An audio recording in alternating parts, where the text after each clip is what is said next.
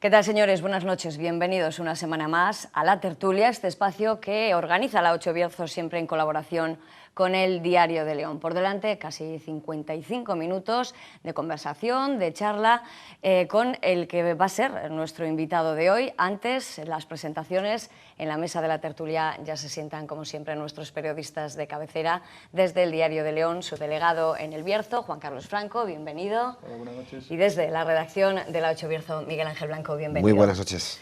Entramos en materia justo después de conocer el perfil de nuestro invitado de hoy.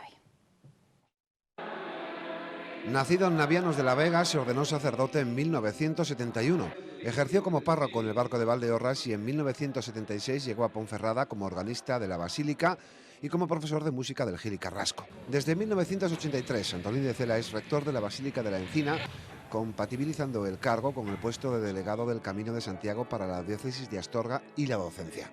Entre otros reconocimientos ha recibido el título honorífico de Monseñor de su Santidad, el Premio Ciudad de Ponferrada en la categoría de Acción Social o el Nacional Alter Christus para el clero español por su labor solidaria. También cuenta con el Premio Diario de León a los Valores Humanos. Su vocación por los demás le ha llevado a ser responsable del Hogar del Transeúnte y el Comedor Social San Genadio desde su creación.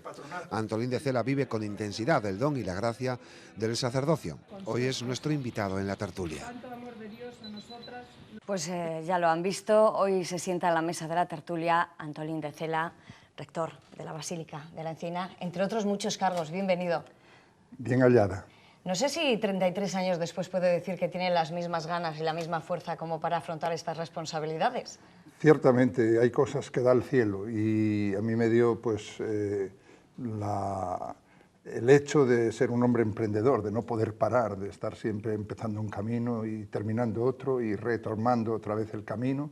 Y sí, soy un hombre inquieto y me siento todavía con ganas de hacer cosas. Podemos decir que ha sido un hombre adelantado a su tiempo y que quizás en aquella época, cuando empezaba a asumir estas riendas, pues no se entendía demasiado pues esa diversificación, ¿no?, del hombre religioso.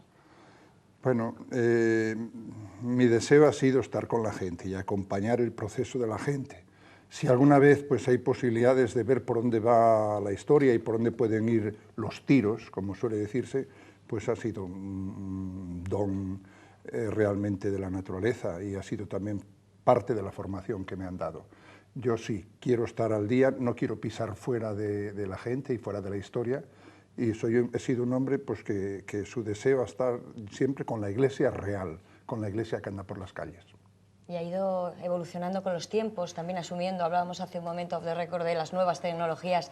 ¿La Iglesia ha quedado obsoleta en ese sentido o se ha sumado también a esto? Por lo menos el Papa Francisco sí que está entrando en redes sociales. Yo no sé si es solamente esa parte inicial de la Iglesia o por debajo, en el siguiente escalafón, también se ha ido sumando el clero a esas nuevas tecnologías o a la evolución de los tiempos. En algunas cosas sí, en otras no tanto, porque también digamos que la Iglesia hoy tiene su pobreza en algunos estamentos.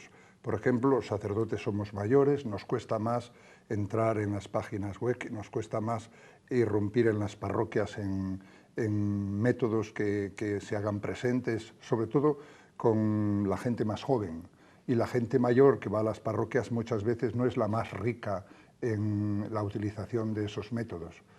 Ahí estamos más pobremente instalados. No obstante, sí estamos bien en Internet, por ejemplo, hay cantidad de materiales metidos, religiosas y otros estamentos han copiado para Internet casi todo. Usted puede buscar y encontrar las obras de Santo Tomás de Aquino en Internet y puede encontrar los textos, bibliotecas medievales más profundos que se encuentran en Internet gracias a que ha habido comunidades y gente que desde el principio se ha lanzado a la red para estar presentes y para que algunos estamentos puedan encontrar pues, todo lo que puede ofrecer la Iglesia Católica, o casi todo, tanto a nivel de estudio como a nivel de presencia.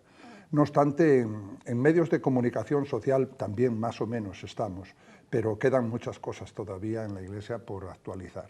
Los medios y la actualización de ellos, a pesar de que el Papa nos llama a ellos, sobre todo en las fiestas en las que se celebra la memoria de los periodistas, la memoria de los medios de comunicación social, las redes sociales, nos invita a estar presente ya no siempre estamos ya para ello. Al menos el clero de ayer, el de hoy sí, no cabe duda que está en ello.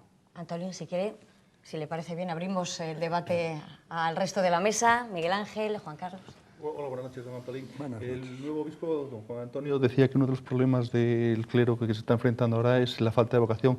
Y enlazando con el tema de las nuevas tecnologías, ¿habría alguna forma de encauzar por ahí el tema ese de las crisis vocacionales o de cubrir las vacantes o llegar a algún sitio que ahora mismo no se está llegando? Yo creo que sí, aunque no definitivamente, claro. Creo que hay que hacer un esfuerzo. Por ejemplo, de alguna manera lo está haciendo ya los medios, la televisión y la radio. Hay cada vez más gente mayor que dice, yo escucho la misa de la 8 cuando realmente se transmite. A muchos pueblecitos pequeños llega la onda de la radio, la posibilidad de escuchar la Eucaristía, de rezar el rosario, de tener presencia. Ya lo creo que sí, es una cosa necesaria. Y un servicio a lo mejor de futuro, que se viese ya un poco más personalizada la cosa, tal vez también sería posible. Yo creo que hay muchas posibilidades de que así sea. Si bien esto nunca sustituirá definitivamente la presencia de la Iglesia. Alguna vez tendrá que ir el sacerdote, estar con ellos y de alguna manera animar el proceso de la catequesis y el proceso de la vida religiosa. Sin embargo, en el medio rural, con los inconvenientes que tienen las nuevas tecnologías para acceder al medio rural, el obispo apuntaba a la posibilidad de que se abriera la Iglesia a la vida civil, ¿no? Que los propios vecinos fueran los que abrieran la Iglesia para celebrar. ¿Qué opciones hay reales de aplicar esa propuesta? En muchos lugares así es.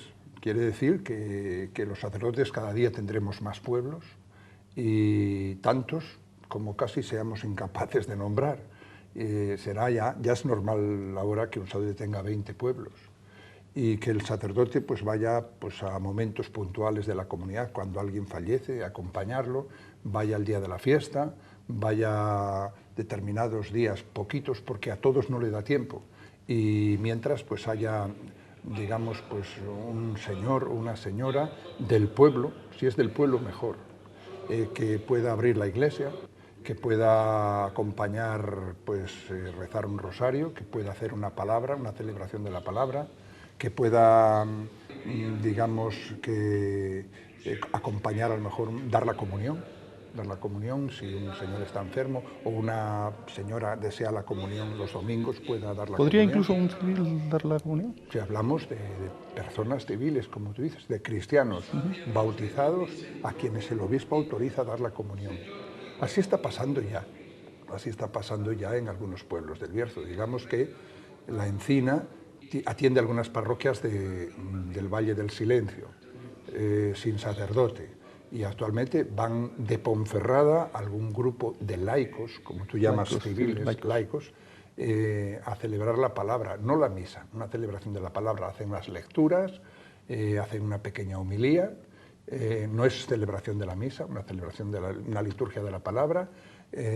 Van a ver a la señora María, que está enferma, le dan la comunión, o suben la partida, que alguien pidió una partida que está en Madrid, se la hacemos, la suben, se la entregan y mantienen la vida religiosa sin sacerdote, pues muy bien. Y se abre la iglesia, se tocan las campanas, hay uno que toca la guitarra y ensaya a los niños, y perfectamente. Hay vida religiosa. Lo peor de un pueblo es cuando ya no hay ni vida religiosa, cuando la iglesia está cerrada. En estos casos vamos de vez en cuando, un domingo sí, un domingo no, va un sacerdote a un pueblo, a otro, cuando va este equipo a ese pueblo no vas, y nos vamos sirviendo muy bien, de tal manera que la vida religiosa en esos pueblos está pues exuberante. Buenas noches, Antolín. Fíjese que de lo que nos está hablando, de la apertura de iglesias por parte de civiles y, bueno, la asunción de alguna tarea, obviamente no es la liturgia, que para eso están los párrocos, los sacerdotes, pero todo esto viene a colación de lo que decíamos, no hay vocaciones. ¿Qué es lo que ocurre? Porque población hay más, ¿no? Y lo que ocurre es que no están iniciándose los estudios religiosos, Europa es más laicista, ha visto usted, obviamente, que el Papa viene del gran nicho de fe, ¿no?, en el mundo como es Latinoamérica. ¿Qué está ocurriendo en nuestro entorno para que no haya vocaciones? Yo creo que un poco de todo. En primer lugar, hay menos nacimientos. Antes, pues de una familia de 4 o de 5, pues era normal que los padres pues, no tuvieran inconveniente entregar un hijo a la vida religiosa, y un hijo o 2. En algunos casos hay familias en las que casi todos. Pero al haber varios hijos no era problema esto. Hoy actualmente figura la familia monoparental, donde solamente hay un padre, una madre, y el que tiene ese hijo no se desprende de él, le cuesta mucho dárselo a la Iglesia. En otro caso también, digamos que es cada vez más difícil, porque ciertamente lo que tú dices es verdad. La educación religiosa en los hogares se hace cada vez más difícil. Los chicos no desde pequeños van a la iglesia, algunos incluso pues sus padres son adversos y no los dejan.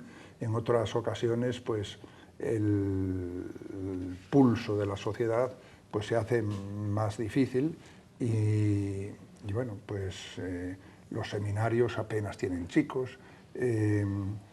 El sentido, como muy bien alumbras, de la sociedad es más laicista y se ve la religión como un hecho en algunos momentos casi hasta peligroso. ¿Cómo dejar meter a un chico en ese avispero? Realmente, pues la mala imagen que tal vez te pueda tener la Iglesia en otros momentos. La Iglesia era un lugar de promoción, un lugar que vestía. En este momento ya la Iglesia no ofrece eso, y solamente la gente formada, que sabe muy bien lo que es, alienta el que sus hijos puedan ir al seminario. Hay problemas aquí en El Bierzo en cuanto a párrocos. ¿Somos una zona que aún mantenemos una media buena respecto a nuestro entorno a otras diócesis o estamos en una situación más grave? Estamos un poco parecidos. Si cabe, nuestra diócesis tiene un problema añadido, que es el que sea una diócesis muy extensa geográficamente. Ese es un problema serio que el obispo conoce. Me explico. Hay diócesis donde albergan 1 millón de habitantes en un trozo geográfico pequeño, como desde aquí a Bembibre, porque tienen, imagínate, la diócesis de Madrid, la diócesis de Getafe, sí. Tienen en muy poco espacio parroquias enormes, urbanizaciones muy nutridas, etc. Nosotros, para juntar 300.000 habitantes, tenemos que ir desde Tábara, a 40 kilómetros de Zamora, hasta la punta de Valdeorras. Y tenemos 4 provincias, 2 o 3 pueblos de Lugo, Orense, un gran trozo de Orense, medio León y media Zamora. Entonces es una diócesis que tiene muchísimas parroquias rurales, de ámbito rural, y casi la mitad de la diócesis se alberga en Ponferrada y en 2 o 3 pueblones del entorno del Bierzo. La otra es todo pueblines pequeños, con lo que no es de extrañar que un cura tenga 20 o 30 parroquias en el medio rural. Y para mantener los techos y los tejados de esas parroquias, escoten todo el pueblo con la paga que les da la Seguridad Social durante 3 meses y no les llega para las tejas. Difícil situación, ¿sí? ¿No se puede cambiar el mapa de diócesis en este país? Claro que obviamente es centenario, ¿no? Pero se puede modificar y que estos se asuman desde otras zonas que son más cercanas. Por ejemplo, dice usted en Zamora, pues se pueden acercar párrocos de aquel entorno y no tener que desplazarse tanto como desde un lugar como Ponferrada, ¿no? Sí, ciertamente. Esta diócesis es muy gloriosa en ese sentido. Yo no soy partidario de que los territorios, se ha hablado eso, de las diócesis sean iguales que el de las provincias. No soy partidario que se homologuen, porque así hay, digamos, más diversidad y guardamos todavía los ecos de Roma y los ecos antiguos, cuando Astúrica Augusta era algo. Y digamos que no hay tanta sensación de todo igual en el ámbito político, en el ámbito social, religioso. Creo que es más rico, esto enriquece. Ahora, sí, ciertamente esto crea un problema. No obstante, si esto se le diese a León, crearía el problema en León, y si se le diese a Zamora, el mismo problema lo tendría Zamora. Yo creo que las demás diócesis no están mucho mejor que nosotros. Antolín, esta última reflexión que hace respecto a la diócesis viene muy a cuento con la pregunta que semanalmente formulan los lectores del Diario de León y los telespectadores de la 8 Bierzo respecto a lo que trabaja en el sector en el que se mueve nuestro invitado del día. En este caso, la pregunta del lector y el telespectador va por ese camino. ¿Cuándo se va a trasladar la capital de la diócesis a Ponferrada, como se ha hecho en el resto de obispados de pueblos que se han llevado a las ciudades? Contrasta un poco con esa última reflexión. ¿Qué le contestaría a nuestro lector telespectador? Ha habido, digamos, momentos en los que se ha hecho en otras diócesis. Aquí pudo haber algún momento en que así hubiera podido hacerse. En la actualidad yo le veo menos interés. Le veo menos interés porque actualmente pues, las comunicaciones han mejorado y da igual donde viva el obispo. Lo importante es que el obispo dedique tiempo a las partes más pobladas y que esté con la gente. Eso sí es muy importante. Es decir, que el obispo, si el Ponferrada y el Bierzo tenemos más de la mitad de la diócesis, que venga y que esté aquí, y que si tiene que dormir aquí, duerma, y que aliente los grupos y su presencia aquí. Eso es sumamente importante. Ahora, donde viva y cómo se llame, cada vez es menos interesante, porque hoy con un coche bueno, pues estás aquí y marchas a cenar a tu casa y llegas a tu casa y el día siguiente estás abriendo un acto en Favero y sin un problema, vivas aquí o vivas en Astorga, no genera nada. Ahora, y en cuanto al prurito de llamarse diócesis Astorga Ponferrada, pues nunca hubo realmente problema en ese sentido. Date cuenta que el Bierzo siempre estuvo unido a la diócesis de Astorga desde el principio, y hubo momentos en los que los obispos más importantes de la diócesis eran del Bierzo. Date cuenta, pues San Genadio era un monje de aquí, el más influyente de la Tebaida berciana, fue santo y fue obispo de Astorga, y es copatrono juntamente con Santo Toribio. Digamos que entre el Valle del Silencio y el Obispado de Astorga nunca hubo oposición, al contrario. Es una cosa que no se ha reivindicado mucho. Así como hemos reivindicado separarnos de León y crear una provincia, el Bierzo, en cuanto a las diócesis, separarse de Astorga y crear una diócesis distinta no ha sido una reivindicación nada claro. Ahora, que se pueda hacer, sí. Diócesis Mondoñedo-Ferrol lo han hecho, sobre todo en los tiempos en que Ferrol estaba lleno de obreros y lleno de trabajadores navieros y que había mucha influencia. Se hizo la diócesis Mondoñedo-Ferrol. O Tui Vigo. Tui Vigo era una diócesis donde estaban Tui, y como Vigo se hizo una ciudad industriosa grande, pues se reunieron. Y una vez el obispo está en un sitio y otra vez está en otro. Pudiera pasar algún día, así, aquí, hacerse diócesis Ponferrada-Astorga. Pero te digo, en cuanto a la práctica, lo importante es que el obispo esté. Hablaba del nuevo obispo de Astorga, Juan Antonio Menéndez Fernández, que abre un nuevo periodo después de Carmelo. Yo no sé si tiene un perfil muy distinto a su predecesor. ¿Cómo está viendo esta nueva etapa?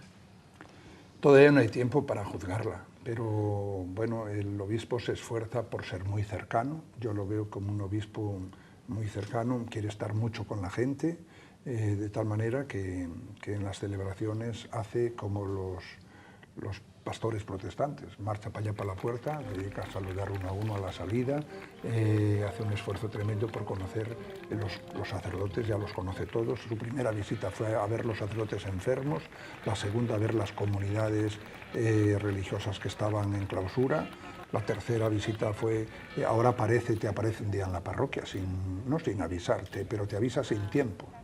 O sea, no es tan traidor que vaya allí a ver si pillo el cura, pero te avisa el día anterior y te dice, no tenga problemas, si son 5 en misa, que yo estaba acostumbrado a decir misas para 5 en Avilés muchas veces. Pero quiero estar con usted, quiero conocerle, quiero conocer la diócesis. Es un sacerdote que se aparece como cercano de la realidad, quiere venir y quiere estar con la gente. Esa cercanía yo la aplaudo y me parece óptima. Y no solamente del estamento clerical, de los curas, sino también de los laicos, sobre todo, que son muy importantes en las parroquias. Hoy una parroquia no puede funcionar con curas solo, tiene que funcionar también con laicos y cada vez más importantes. y algunos elementos como la economía y tal, si no la llevan los laicos no la lleva nadie. Entonces yo creo que eso es sumamente importante. Y después, claro, estamentos como son también religiosos, como son cofradías o son asociaciones y demás. Yo lo veo que quiere cambiar las cosas, que quiere transformar muchas cosas y que quiere darle un giro de mayor cercanía y realidad a la diócesis. No porque don Camilo fuera malo, que era muy cercano. Don Camilo se ponías a comer con él y te servía él y siempre estaba, pero ya era mayor, ya el Alzheimer le había hecho algunas traiciones por ahí en la cabeza y ya no podía más. A pesar de ese carácter innovador, entre comillas, del nuevo obispo, ¿le consta que haya tenido ese contacto cercano con Camilo Lorenzo para ese traspaso de poderes, para ponerse un poco en situación de lo que es esta diócesis? ¿Han estado muy juntos para hacer este traspaso de autoridad, de poderes en la diócesis? Yo no sé si ellos tuvieron una reunión previa antes de marchar Camilo para decirle, mira, esto te queda aquí y esto así. No creo, pero bueno, yo creo que sí, él conoció la realidad porque hay una ventaja y es que este obispo, antes de ser nuestro obispo, era obispo auxiliar de Oviedo y Oviedo pertenece a nuestra provincia eclesiástica, que se reúnen los obispos muchas veces pues, para tratar temas concretos y él como obispo de la provincia eclesiástica estaría más o menos al tito de lo que pasa aquí. Es decir, para el gran público habría que saber un poquito de la Iglesia. Digamos que los obispos de la comunidad, de la conferencia episcopal, representan, imagínense ustedes, el gobierno, el Estado de Madrid, central. Después, lo que para nosotros son las autonomías, son las provincias eclesiásticas. La nuestra es Oviedo, León y Santander. Y Asturias, claro. Y después, lo que son las provincias normales son las diócesis. Quiere decir que nosotros somos de la provincia eclesiástica de Oviedo, con Santander y León, y se reúnen los obispos muchas veces pues, para trabajar cosas pertinentes al gobierno de esa provincia eclesiástica. Entonces se conocían mutuamente, habían trabajado sobre temas de apostolado seglar, de la catequesis, habían opinado y él conocería los problemas de Astorga. Una de las cuestiones que se le planteó el día que vino a hacer la presentación aquí en Ponferrada, se le recordó que venía de una región o de una zona minera. ¿Les ha pedido que recen mucho por la minería? Ciertamente, sí. Nos ha pedido que recen por la minería e incluso sé que le preocupa y creo que alguna cosa mayores él tiene preparada. No sé si llegará a ser una carta pastoral y después me dijeron el otro día que cuando había ido a algún pueblo minero que había tenido gestos con los mineros y una cercanía especial. Yo creo que hay que darle algún tiempo. ¿Desde la Iglesia cómo se ve la situación de las cuencas? Pues poco bien, poco bien. Yo creo que las cuencas tengo miedo de que estén heridas de muerte, porque se está cumpliendo inexorablemente un calendario pactado ya previamente desde atrás y yo me da la sensación de que los gobiernos o no saben o no quieren implicarse más. Y todo ello, con esas declaraciones que acaba de realizar, en un contexto de la comarca de Bierzo, el de la diócesis de Astorga, que tiene una suerte en el camino de la fe a otras diócesis o provincias que dice usted de España, porque por nosotros pasa el Camino de Santiago. Usted, de hecho, es el responsable de la diócesis para el Camino, ¿no?, de Santiago. Bueno, no hay año santo de nuevo hasta la próxima década. Estos últimos años, ¿cómo se está viendo en el Camino? Hay muchos visitantes, el Camino se ha convertido más en un hecho turístico, un hecho menos interno, menos privado, menos de un recorrido anterior. Ese gran cambio que ha habido en el Camino de Santiago en estas últimas décadas, especialmente desde el 92, que fue cuando se impulsó la Ruta Jacobea. ¿Cómo lo ve la Iglesia? ¿Es más turístico, gastronómico? ¿Es menos de fe? Yo creo que no, que el Camino sigue siendo un gran signo religioso. Creo que el Camino sigue siendo una de las grandes esperanzas de la Iglesia. Si bien no la única, la Iglesia no puede poner todo su entusiasmo pastoral en el Camino, pero sí es un hecho de nuestros tiempos donde donde te cabe tener una esperanza impresionante. Y digámosle de una manera frívola, es una manera frívola, es una pecera donde se puede pescar mucho y buenos peces, tanto religiosamente como socialmente. Y es un hecho que está ahí. Entonces la Iglesia quiere aprovechar ese hecho, ese foro, que es uno de los mayores culturalmente de Europa, para estar presente. Y lo está. Digamos que gracias a la Junta, estos últimos años, las iglesias del camino han permanecido abiertas, totalmente abiertas, sobre todo en el verano.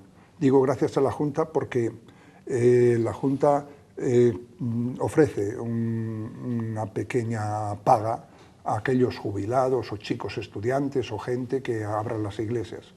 Y en un convenio con la diócesis pues se están abriendo todas las iglesias del camino.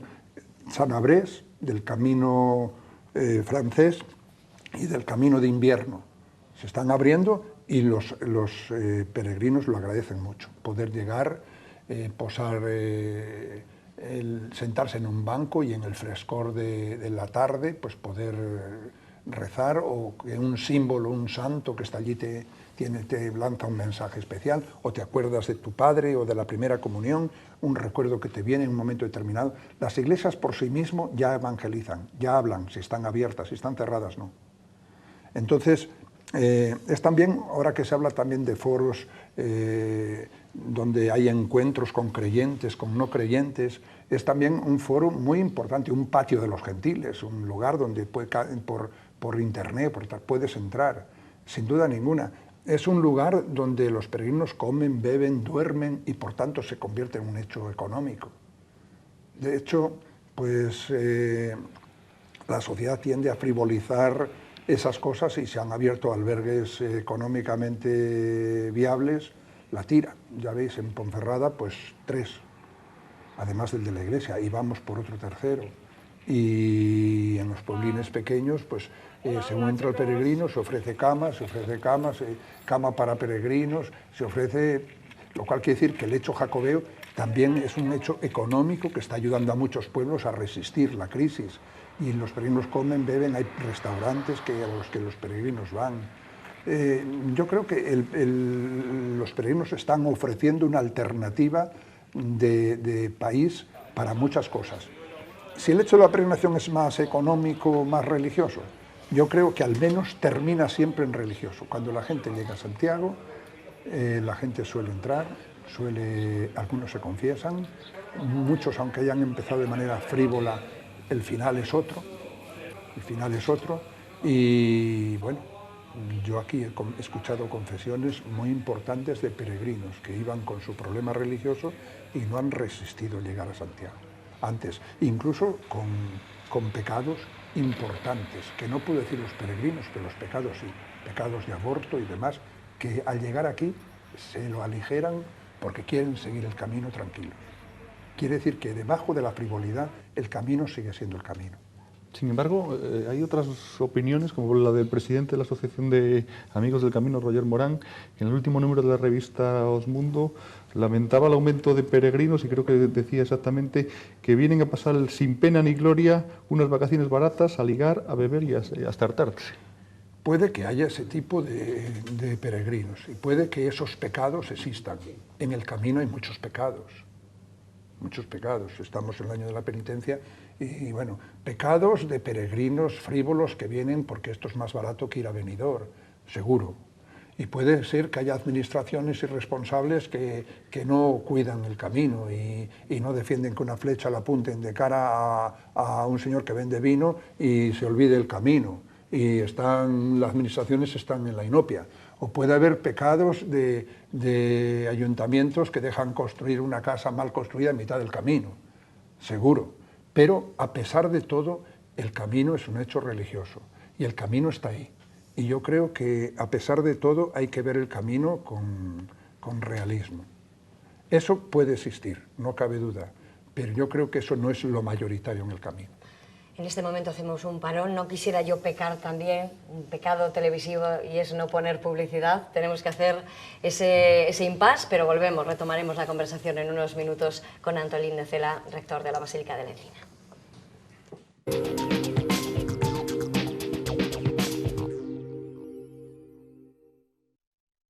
Joyería Cesario Gómez se traslada.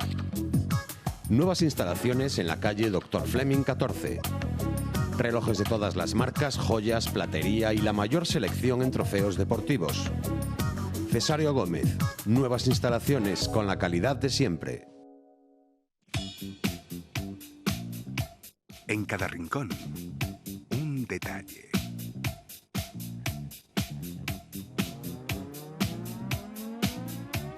Con cada detalle, la vida más fácil.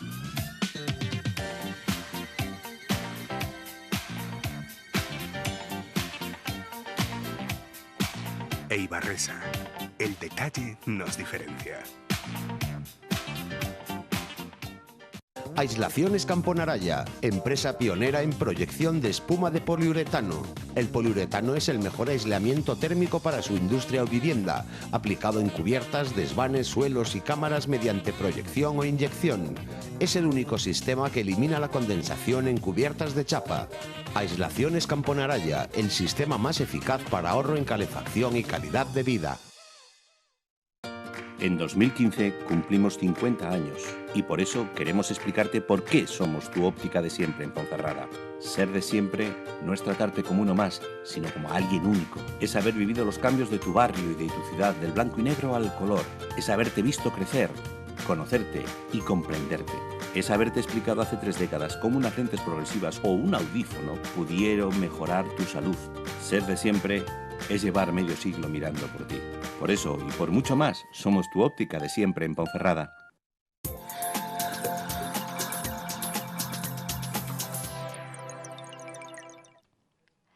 Ya estamos de vuelta, ya hemos cumplido con nuestros patrocinadores y retomamos la conversación con Antolín de Cela, rector de la Basílica de la Encina. Hemos estado hablando del Camino de Santiago y yo creo que en la tertulia deberíamos de retomar esos pecados que comentaba Antolín, porque, bueno, no sé si se puede catalogar como pecado el suceso que ocurrió hace unos meses, esa desaparición y después fallecimiento de una peregrina norteamericana. También el camino tiene sus peligros. ¿Incide en la presencia de peregrinos ese suceso? ¿Ha incidido, se ha visto una evolución a la baja en el número de peregrinos que han pasado por el camino, sobre todo en este tramo berciano? Yo personalmente pensé que iba a ser una vergüenza para el camino y que iba a frenarlo. Y una vez más, en este sentido, me equivoqué. Tenía miedo de cómo los americanos tienen esa manera de ser, que todo lo anuncian y todo lo ponen en los platós de televisión, la BBC y todo. Dije, estos muelen el camino, y en el camino pasa eso, y en nuestra diócesis que nunca pasa nada, en Maragatería, son pueblos desiertos donde nunca pasa nada. Mira tú, fue a pasar ahora la gran tragedia del camino, y esto se va a saber en Estados Unidos y no va a venir nadie al camino. Bueno, pues al contrario, vienen más estadounidenses que antes. Yo no sé si es como homenaje a la señora o qué pasa, se ha observado más personas de Estados Unidos que antes. Posiblemente es porque también esto sirvió para dar a conocer el camino, en un país como Estados Unidos tan grande, a lo mejor para darle un homenaje. El hecho es que viene más gente. También esto ha alumbrado algunos pecados, y es que se ha dicho, y además se ha contrastado, que esa peregrina estuvo en Astorga, para que veáis cómo funciona a veces el camino, estuvo en un albergue de pago. Y cuando pasó eso, la policía se puso a buscarla y se sabía que había estado en Astorga y no había estado en ningún sitio, no la encontraban en ningún sitio. Hasta que la policía empezó a buscar ya pormenorizadamente, cosa por cosa, y cuando se vieron un poco pillados, aquel albergue la escribió en el libro. Y era que no estaba inscrita porque era un albergue de pago, y los albergues de pago tienen que pagar algún impuesto al Estado. Y apuntaba a unos sí y otros no, para no pagar tanto por el IVA o tanto por... Lo cual es decir que en el camino hay pecados de mucho tipo. No es el caso de los albergues de la Iglesia, que son de donativo y ahí se acoge a la gente gratis. Si la gente quiere dejar un donativo, lo deja, y si no, no lo deja. Por eso Roger se queja de que vienen a pasar unas vacaciones baratas, porque claro, en los de la Iglesia no hay nada que aportar. O sea, echan algo si quieren y si no, no. pero en estos sí, como le hacen la competencia a los hostales, el Estado les obliga a que lleven una tal y hay que hacer una declaración de impuestos porque le hacen competencia a los hostales normales y a los hoteles. Es decir, que pecados hay. Hablemos de pecados un poco más veniales, como puede ser el hecho ese de modificar las flechas esas amarillas a antojo de los establecimientos. ¿Hay alguna forma de corregir o de modificar o de consensuar un itinerario para que no se pierdan los peregrinos? Porque hace tiempo se hablaba de mantener reuniones, administración, gente del camino, asociaciones. Hay situaciones y momentos en los que no hay nada que discutir. El camino es muy claro, está apoyado históricamente por las tradiciones y por documentos, entonces no hay nada que hacer. El camino es una ruta que es la que es. Y nada más hay que apoyar esa ruta y nada más. Tener cuidado de que los gamberros no escriban grafitis encima de las señalizaciones y demás. Ahora, hay sitios en los que es conflictivo el camino, pues no sé, pienso en Ponferrada, donde hubo momentos en que entraban por la carretera de Molina, por allá por la urbanización Patricia. Hubo un momento en que allí se cayó el puente en unos siglos, había una barca, después se cayó un puente y tuvieron que entrar por Puente Boeza, por lo que llamamos ahora el puente medieval de Pomboeza. Y ahora pues vuelven a entrar por allí, pero los de aquí dicen que el camino también es este. Entonces, cuando hay estos conflictos, incluso entre la gente, hay que hacer pactos.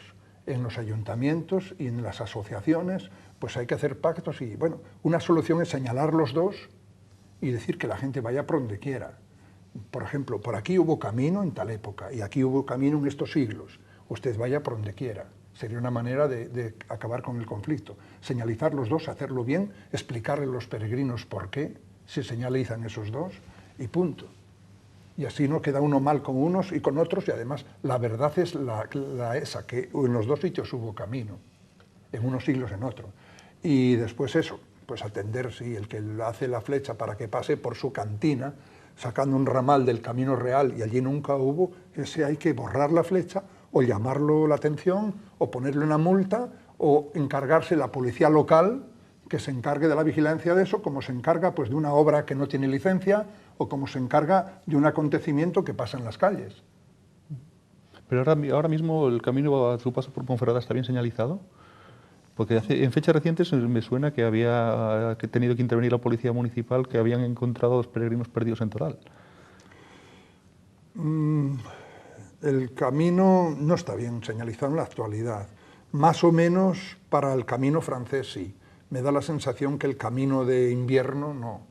Y faltaría, pues, donde en Molina, tal vez, antes de coger la V, Puente Boeza o Patricia, allí haría falta una plaza en el camino, perdón, una pequeña plazoleta, con un letrero que explique un poco el intríngulis de Ponferrada. Ponferrada es una ciudad que cuando el camino, iba a decir comenzó, que cuando el camino estuvo en su punto más álgido en la Edad Media, tenía 3.000, no llegaba a 3.000 habitantes, ¿qué va?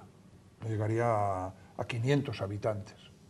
Cuando el obispo Mundo hizo el puente, no llegaría a 3.000 habitantes. Y actualmente, pues oye, tiene 60 y tantos mil. Ha crecido como urbanización y claro, el peregrino se mete en medio y es una selva de caminos. Y claro, pues, hay un montón de calles nuevas, un montón... Hay una guía que ponía, guiaba al peregrino hasta la Basílica de la Encina. Y una vez lo dejaba allí solo y le decía, Dios te salve, rézale a Santiago que pueda salir de esta vorágine de calles. Efectivamente, esto para nosotros es un poco vergüenza, que una guía nos pase eso. Y es que tenemos que dar orden a un urbanismo que se ha hecho grande, que se ha hecho gigante. Entonces, ¿cómo? A la entrada, cuando el embudo es uno solo, tal vez antes de entrar en Patricia, cuando llega al camino de Molina, una pequeña plazoleta como en nuestro plató, como esta mesa, poco más, unas piedras y unas señalizaciones. Mire, camino es este, y entra por la carretera de Molina. Camino es este, y entra por Pomboeza. Y camino es otro camino que sale de aquí, que es el camino de invierno, que tiene usted que ir por Pomboeza, y antes de entrar en Pomboeza, por ahí por la ladera del Sil, por donde va para el otro lado, este es el de invierno, que va a entrar en Galicia por este lado y por el otro. Y entonces, después hacer un seguimiento de esos otros caminos hasta que salgamos de la ciudad, y deliberar temas que no están deliberados, si el camino lo tiramos por la Plaza Lazurtegui y por ahí, por Cuatro Vientos, o si el camino va por, digamos, el polígono Las Huertas hasta llegar un poco a la urbanización de la Térmica, con Postilla para ir a Columbrianos y seguir, o si lo llevamos por la vera del río, como hay otro camino que marca, porque le ofrecíamos la posibilidad de entrar en el Museo de la Energía, por ahí por la vereda del río. Eso hay que pactarlo y señalizarlo muy bien, para no tengamos problemas. Y el otro camino, el que va a la ruta de invierno, también hay que marcarlo, para que uno que va al Francés no termine en Toral de los Vados, o uno que va a aquel no termine en la Térmica. Pero parece surrealista que estemos hablando en pleno siglo XXI de esas señalizaciones cuando el camino ya está muy consolidado, cuando quizás otras comunidades nos lleven mucho a la delantera en este sentido, porque siempre se debe, parece que está en Castilla y León, en León, en Ponferrada, pero en Galicia y en el resto de provincias con paso de Camino de Santiago, eso ya lo tienen más que estudiado. Parece que estamos un poco fuera de tiempo a la hora de establecer estos límites. Algo se ha hecho, pero no lo suficiente. Es decir, yo creo que algunas guías hay, pero no las suficientes. Es más, no están acordadas, no van acordes. Hubo un tiempo incluso que para aprovechar una subvención que se hacía desde la Junta para arreglar las calles del camino, pues se arregló General Vives, y también General Vives hay baldosas puestas por ahí que te llevan a la Plaza Lazurtegui. Si te fijas, va viendo baldosas que te llevan a la Plaza Lazurtegui. Y después hay también señalización por el polígono de Las Huertas y sigue habiendo señalización por la orilla del río. No ha habido un acuerdo y un deseo de sentarse encima de una mesa, instituciones varias, y a partir de hoy hacer tabla rasa y hacer un camino. No lo ha habido. Hablaba usted del camino de invierno. ¿Qué opinión tiene de esa vorágine que parece que hay en los ayuntamientos por decretar o rescatar itinerarios antiguos? Hablamos del camino de invierno, el camino francés, por la zona de Igüeña se está hablando del camino de olvidado. ¿Hay cabida para todos? ¿Tienen base? Yo creo que no. No obstante, digamos que todos tienen derecho a vivir. Todos ven en el camino una posibilidad de promoción. Todos ven en el camino una posibilidad de que este río fecundo pase por mi puerta. Todos ven en el camino pues el encontrarme con las raíces de mi pasado y de mi pueblo. Y bueno, pues a veces los intereses de uno están en contra de los del otro. Y los que tienen de ese caudal alguna agua se enfadan porque le quiten, aunque sea 2 gramos, para que pase por otro lado. Imagínate el enfado que hay en el Cebreiro con Valdeorras por el camino que le han abierto allí. El Cebreiro dice, nosotros cada vez somos menos, todos los que nos han quitado que pasan por el otro lado eran nuestros. Imagínate, pues, pero esto es así, es un momento en el que todo el mundo quiere acercarse al hecho jacobeo, porque espera del hecho jacobeo un poco progreso, cultura, encuentro con las raíces, y lo justifica incluso, yo diría, culturalmente y históricamente. Hay documentos que sí, en algunos momentos, pues cuando había traídas de agua sobre el río Cúa, que no tenía pantanos y venía con la nieve lleno y se caía el puente de Cacabelos, pues estaban los peregrinos aquí varios días parados. Y donde vamos, por donde pasamos, terminaban por optar por la ruta del Sil. Y cuando había mucha nieve en el Cebreiro no se podía pasar, pues 3 o 4 días los peregrinos aquí terminaban por la ruta del Sil. Y eso, pues no puedes estar en contra porque son documentación que existe. Ahora, tanto como para que fuera siempre abierto, a lo mejor no. Señor Cela, hablamos del camino y estamos ya en camino de la Semana Santa, la de Ponferrada, que es de interés turístico nacional. Lo primero, ¿se creyó alguna vez que se conseguiría esa categoría con la calidad y el seguimiento y la fe que hay en otras zonas de España con las Semanas Santas? ¿Ponferrada aspiraba con muchas posibilidades, creía usted, a alcanzar ese estatus? Pues no, hace unos cuantos años, cuando yo accedí a la parroquia de la Encina y me nombraron rector, ni se soñaba esto. Era una Semana Santa, sí, pura, muy genuina, pero poco promocionada y con pocos vuelos. Pero sí, últimamente pues ha habido un avance enorme. Uno de los avances ha sido, a mi manera de ver, es el que las cofradías no se hayan dormido en los laureles. Creo que es el Quijote el que dice que una manera de saber es estudiar o viajar. Se dice, este es muy estudiado o este es muy viajado. Pues yo creo que lo que han hecho las cofradías aquí ha sido viajar. Han ido a los congresos últimos, han estado a la promoción de los congresos, han estado por toda España, se han movido mucho, han visto otros como hacían otros y realmente pues eso les ha servido de mucho. ¿Y qué destacaríamos de la fiesta o de la Semana Santa en Ponferrada para una persona que nunca ha venido? Claro, obviamente todos los actos tienen su relevancia, pero siempre hay que destacar algo. ¿Cuál destacaría usted? Yo creo que el encuentro es la gran manifestación religiosa de la ciudad. El encuentro, para eso nació la cofradía más centenaria que tenemos, el encuentro de María con Jesús y el San Juan que apunta por dónde va. Ese rito que se celebra en la Plaza de la Encina es el más antiguo, el más genuino y el que más cofrades mueve, y también no creo que el que más público suscita para las filas y demás. En España también tenemos un único acto que entra en un castillo, como es el Vía Crucis, es único en España. También hay que destacar ese valor. Sí, esto ha sido pues una aportación última, aunque con resortes muy antiguos, porque el Cristo que procesionan estuvo en la capilla del castillo y vería sin duda ninguna a muchos templarios hacer los juramentos de caballería, quedar toda la noche en vela junto a ese Cristo, y transmite esencias muy antiguas. Pero es un hecho más moderno. Ahora, visualmente impresionante, porque es un Cristo del siglo XIII, al fondo tiene la basílica encendida esos días, e incluso pues le echan mucho valor los cofrades, las teas encendidas, las luces, y el escenario es ciertamente muy bueno. Se está refiriendo al Cristo de la Fortaleza, sí, que el año pasado estuvo expuesto en la exposición del Camino en Santiago de Compostela, creo que era. De aquella se había hablado que la Xunta, a cambio de ceder ese Cristo, iba a hacer una restauración de alguna obra, ¿se ha llegado a materializar algo? No, le hemos pedido, y nos ha pedido un presupuesto, le hemos mandado el presupuesto. No se trata de una obra importante, un cuadro, sencillamente un cuadro, y hasta ahora no ha habido respuesta a ese cuadro. Espero que sí lo hará. Yo no sospecho, creo que eso ha sido pues que se han retrasado algún funcionario, pero ellos lo dijeron y creemos que así sea. Estamos hablando de obras de arte.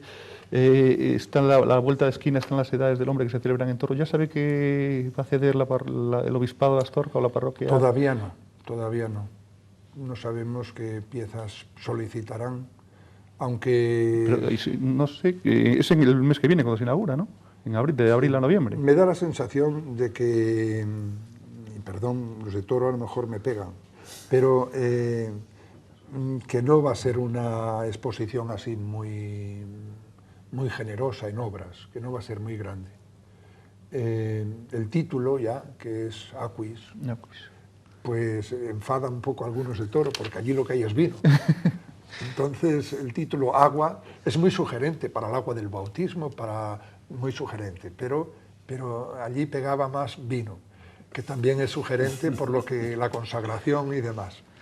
Y yo creo que se va a basar en las obras que Toro tiene, que ya son de por sí muchas, y en los aledaños, porque cada vez también, no diré yo que las Edades del Hombre se está quemando como proyecto, no, tendrá largo recorrido, y cuando la Junta lo sigue manteniendo es porque le ve rentabilidad, por lo que mueve, por lo que enriquece, pero digamos que cada día hay también más dificultades para mover arte de un sitio a otro, los gastos que eso ocasiona, y también algunos museos diocesanos sacar arte medio como que no lo ven bien, porque después van a verlo a Toro y no vienen a verlo al museo donde se expone. Entonces me da la sensación de que no es mucho lo que se expone fuera de lo que ya Toro ofrece, eso sí, junto, unido, en una exposición, y lo que Zamora y Salamanca y las tierras más cercanas le puedan ofrecer. Está hablando usted de museo. ¿Se ha descartado aquel proyecto de crear un museo de arte sacro aquí en Ponferrada? No, estamos en ello, estamos en ello. Lo que pasa es que estamos un poco dispersos, por un lado metidos en lo de la torre y por otro lado metidos en el museo. Urge ya acabar de una vez uno u otro. Aspiramos a los dos, pero nos ha cogido un tiempo de pocos recursos y vamos tirando ya por uno, ya por otro. Estamos ahora tirando por la torre para hacer un museo de sucio, llamamos en la torre, y rehabilitar cosas que son urgentes, que se nos caerían si no las hacemos. Y se nos ha unido con el otro museo del que ya tenemos toda la obra hecha y nos queda solamente donde se ubican los muebles y la manera de poner las cosas. Yo creo que pronto abriremos el Museo de Arte Sacro de la Encina. ¿Cuál es la previsión de esa apertura? Si hay un calendario, ¿podríamos decir que durante 2016, 2017? No, 17. El 17. ¿Y con cuántas, cantidad de obras, un volumen? No aspiramos a traer nada de fuera. Nosotros creemos tener suficientes obras para nuestro museo. Nuestro museo aspira a colocar bien y a mantener bien lo que ya de sí tiene la Basílica, y con dignidad, y que actualmente lo tiene escondido, no lo tiene, o en algunas cosas aparecen al culto una o dos veces, pero el resto está escondido por miedo a que lo roben. Entonces, a mantenerlo con dignidad y enseñar a la gente lo que tenemos, y después también hacer un poco de museo comarcal para algunas piezas que, siendo de pueblines alrededor, pues podrían estar aquí, enseñarse, y que algunas también las tenemos, las de nuestros pueblos las tenemos aquí sin enseñar. Las llevamos el día de las fiestas, hacemos los oficios con ellas, se los enseñamos y las volvemos a traer guardadas. Se trata de hacer un museo comarcal, y el que quiera traer la custodia para aquí, que sepa que se la llevamos el día de la fiesta, y después lo nuestro, sí, lo nuestro tenerlo y tenerlo bien. Nos quedamos con esa magnífica aspiración. Una última pregunta, Juan Carlos. Habla de los pueblos y no me resisto de acabar sin preguntarle por el monasterio, de la restauración del monasterio de San Pedro de Montes. ¿Hay alguna noticia? Pues, porque se decía que por estas fechas tenía que estar ya licitada las obras. Esperamos muy pronto hacer la licitación. Esperamos muy pronto ya adjudicar la obra, y queríamos que en mayo, no sabemos si principio, finales, empezar las obras, porque allí hay que trabajar en verano. Una vez que vengan las nieves, pues no se puede trabajar, y una vez que vengan ya el momento malo de la atmósfera, pues hay que hacer los trabajos en verano.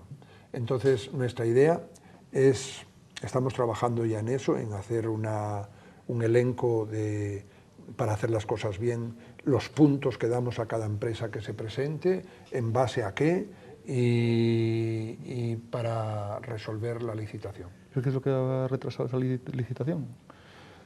Yo creo que no va retrasado, es según lo que habíamos acordado. Arrancaremos muy pronto con ella.